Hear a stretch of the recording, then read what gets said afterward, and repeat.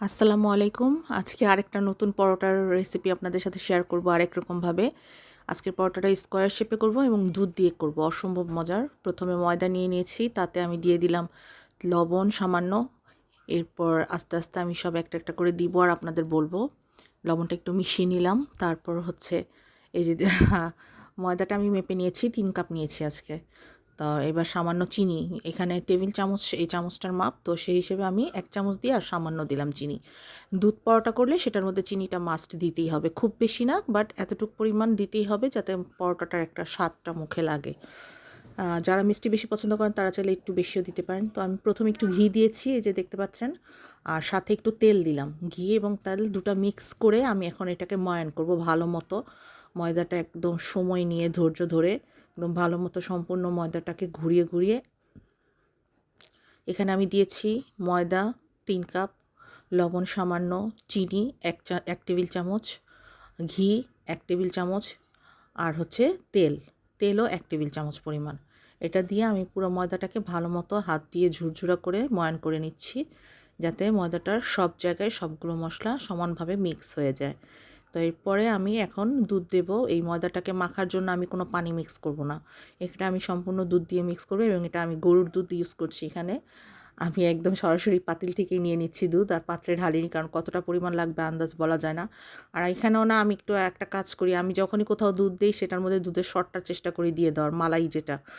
তো এখানেও আমি দিয়ে দিলাম, দেখুন উপর থেকে দুধের মালাইটা দিয়ে দিলাম, দুধের সাথে ময়দাতে অ্যাড করে নিলাম। এবার এই ময়দাটা আমি ভালো মতো মাখাবো, একটু সময় নিয়ে মাখাবো, অল্প অল্প করে বারবার যতটা দুধ নিতে হয় আমি নিয়ে নিব। এর জন্য আমি দুধের পরিমাণটা আপনাদের আন্দাজ করে বলতে পারছি না, এটা আপনারা যখন মাখাবেন তখন আপনারা বুঝতে পারবেন। তবে আমি এখানে পানি দেব না, একদম টোটালি পানি দেব না, শুধু দুধ দিয়ে আস্তে আস্তে মাখিয়ে নেব।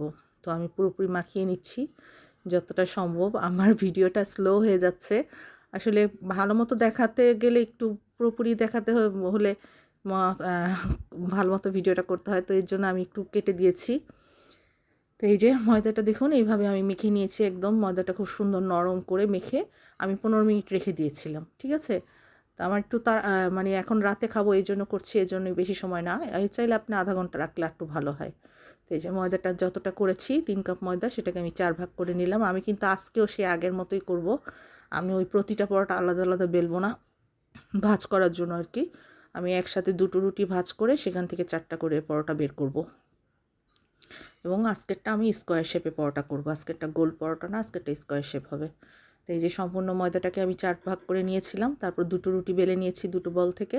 এবার এটাকে দেখিয়ে দিচ্ছি স্কোয়ার শেপের জন্য। এখানে আমি ঘি নিচ্ছি, আপনারা চাইলে এই ঘিতে ময়দা মিক্স করে নিতে পারেন, তবে আমি এই ময়দাটা মিক্স করিনি, ঘিটা আমি দিচ্ছি। তো ঘিটা দেওয়ার পর ভালো মতো রুটির গায়ে একদম ভালো মতো মিক্স, ঘিটা রুটির গায়ে ভালো মতো মাখিয়ে তারপর আমি উপরে একটু শুকনো ময়দা ছড়াবো আগের মতো, ওই যে এর আগে যেমন তেলটা দিয়েছিলাম সেই রকমই। এবার আমি এটা ওখানে ময়দাটা জায়গায় ওই তেলটার জায়গায় ঘিটা ইউজ করছি। তো এবার আরেকটা রুটিও দিয়ে দিচ্ছি উপরে, তার উপর আবার আমি ঘিটা দিয়ে দিব এবং সামান্য শুকনো ময়দা দিয়ে ভাঁজটা আপনাদেরকে দেখিয়ে দিচ্ছি। ভাঁজটা করে আমি একটা, এখানে যে দুটো রুটি আমি ভাঁজ করব, এখান থেকে আমি আজকে 4টা পরোটা বের করব।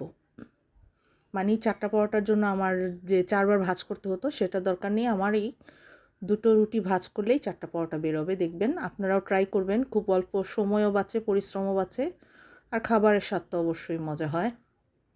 তো এইভাবে চেপটা করে, এই যেভাবে আমরা একটা একটা রুটি যেভাবে ভাঁজ করি, এখানে সেখানে আমি দুটো রুটিকে একসাথে ভাঁজ করে নিচ্ছি। ভাঁজ করে এইভাবে দেখুন আমার কিন্তু অনেকগুলো ভাঁজ হয়ে গেল। এবার এটাকে আমি 4 টুকরা করব, কিন্তু তার আগে আমি একটু বেলে নিব, কারণ 4টা টুকরা যাতে এক সমান হয় সেজন্য। আমার এই কাঠের বোর্ডটার মধ্যে কাজ করে খুব মজা লাগে, আমার অভ্যাস হয়ে গেছে। আমি এমনি চপিং বোর্ডের চেয়ে এই বোর্ডটা অনেক বড়, তো এই জন্য এটাতে আমি কাজ করে খুব আরাম পাই। তো এই যে দেখুন আমি রুটিটা এতটা বড় করে নিলাম একটু বেলে। এবার এটাকে আমি সমান সুন্দর করে 4 ভাগে ভাগ করে নেব, 4টা ভাগে 4টা পরোটা আমার বেরিয়ে যাবে। এইভাবে ভাঁজ করে কিন্তু আপনারা প্যাটিসও ট্রাই করতে পারেন। সেক্ষেত্রে ঘিয়ের জায়গায় বা তেলের জায়গায় ডালডা যেটা, সেটা ইউজ করলে বেশি ভালো হয়। তো এই যে আমি এবার চাকু দিয়ে যে ছুরিটা ইউজ করছি, ছুরি দিয়ে সমান 4 ভাগে ভাগ করে নিলাম। এই যে আমার বেরিয়ে গেল 4টা পরোটা। এবং আরও যে দুটোগুলো আছে গোল বল, ওই দুটো দিয়েও আমি এরকম 4টা পরোটা ভাজ করে নেব, দুটো রুটি বেলে।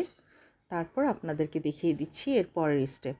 এই যে এই রুটিটা দিয়েও আমি বেলে নিব, তারপরে একবারে কেটে নিয়েছি। এই যে দেখুন আমার 8টা পরোটা বেরিয়েছে 4টা বল থেকে। তো এবার আমি আস্তে আস্তে এগুলো সব বেলে নিব, তারপর আমি আপনাদেরকে ভেজে দেখাবো। একটা একটা করে বেলবো। এই যেভাবে আমি পাতলা পাতলা করে, আমি কিন্তু পরোটাগুলি খুব বেশি ভারী করছি না। পরোটা বেশি ভারী হলে খেতে মজা লাগে না, মচমচাটা থাকে না। এটা একদম পাল্লা পাল্লা হবে তো পরোটাটা, এটা পাতলা পাতলা, খুব বেশি পাতলাও না। আমি আপনাদের দেখিয়ে দিচ্ছি কতটা পাতলা করছি আমি।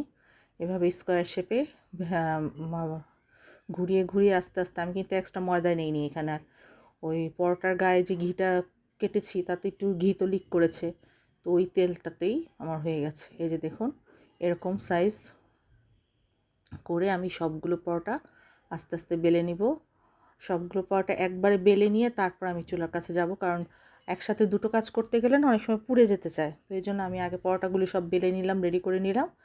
তারপরে এবার আমি তাওয়া চুলায় দিয়ে সবগুলো ভাজবো, আপনাদের দেখাবো। চলুন তাহলে এবার চুলার কাছে চলে যাই। আমার রুটিগুলো আমি সব ছড়িয়ে নিচ্ছি একটু, যাতে একটার সাথে একটা লেগে না যায়। তো এই যে হয়ে গেছে 8টা পরোটা। এবার আমি যে তাওয়া গরম দিয়ে দিয়েছি, ফ্রাই প্যান, এবার ফ্রাই প্যানটা প্রয়োজন মতো গরম হয়ে গেছে।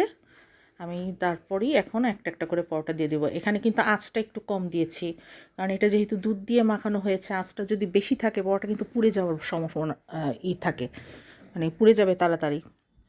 তো এই কারণে এটার আঁচটা মিডিয়াম আছে, আমি আস্তে আস্তে সময় নিয়ে ভাজবো। দেখুন আমি যে উল্টে দিয়েছি, সাদা সাদা আছে পিঠটা, এই অবস্থায় আমি উল্টে দিয়ে এখন আমি ঘিটা দিয়ে দিব। এখানে ভাজার সময় আমি ঘি ব্যবহার করছি, এখানে আমি আজকে তেল দিয়ে ভাজছি না, খুব বেশি ঘি দিচ্ছি না। দেখুন আমি চামচ দিয়ে ঘুরিয়ে চারদিকে অল্প অল্প করে ঘিটা ছড়িয়ে দিচ্ছি, খুব বেশি যে ঘি দিচ্ছি তা না। তবে তেলের চেয়ে কিন্তু ঘিয়ের ক্ষতি দিকটা কম, তো সেই হিসেবে আমার কাছে মনে হয় না যে এটা খারাপ হবে। তবে খেতে খুব মজা হয়, এটা হচ্ছে বড় কথা। তো মিডিয়াম আছে, আমি আস্তে আস্তে ঘুরিয়ে ঘুরিয়ে সময় নিয়ে, কোনো তাড়াহুড়া করা যাবে না এই পর্যায়ে। একদম কিনারগুলি ঘুরিয়ে ঘুরিয়ে, যেহেতু চারকোনা পরোটার একটা বড় সমস্যা কিনারগুলো, ওগুলা যদি ভালো মতো তাপ না লাগে তাহলে কিন্তু সুন্দর মতো সিদ্ধ হয় না। তো এই জন্য এটা ভালো মতো খেয়াল রাখবেন চারকোনা পরোটায়। এবার দেখুন আমার রঙটা দেখুন, একদম সুন্দর সোনালি রঙ যে হয়েছে, এই রঙটাই থাকবে পরোটার। ওই অপর পাশটা যে উল্টে দিলাম ওই পাশটাও আমার এরকম বাদামি রঙ যখন হবে তখন আমি পরোটাটা তুলে নিব। এবং আস্তে আস্তে আমার সবগুলো পরোটাই আমি এরকম একটু সময় নিয়ে, তাড়াহুড়া করব না, আস্তে আস্তে সময় নিয়ে আমি ভাজবো। কারণ বেশি তাড়াহুড়া করলে সেটার হয় না, সুন্দর মতো ফিনিশিংটা হয় না, পুড়ে যায়, খেতে স্বাদ কম হয়, তিতা হয়ে যায়। তো এই জন্য আস্তে আস্তে, আর এটা এমনি দুধ দিয়ে চিনি দিয়ে করা, তো এটা অসম্ভব খেতে মজা। এটা দিয়ে আপনি যে কোনো আইটেম, ঝাল মিষ্টি যে কোনো আইটেম দিয়ে খেতে পারবেন। তবে আমরা আজকে খাবো, আমি এর আগের যে রেসিপিটা দেখিয়েছিলাম ফুলকপি মুরগির, সেইটার সাথে আমার বাচ্চাদের খাওয়ার জন্য আমি পরোটাটা করে দিচ্ছি। এই দুটো খাবার একসাথে খেতে ওদের খুব পছন্দ। তো এই যে দেখুন আস্তে আস্তে আমার হয়ে গেল, আস্তে আস্তে আমার সবগুলো পরোটাই প্রায় ভাজা শেষের দিকে হয়ে গেছে। তো আজকে এই পর্যন্তই আমি আপনাদের সাথে শেয়ার করলাম। আপনাদের ভালো লাগলে জানাবেন, আপনারা শেয়ার করবেন, আমার চ্যানেলটা লাইক করবেন, সাবস্ক্রাইব করবেন। আল্লাহ হাফেজ।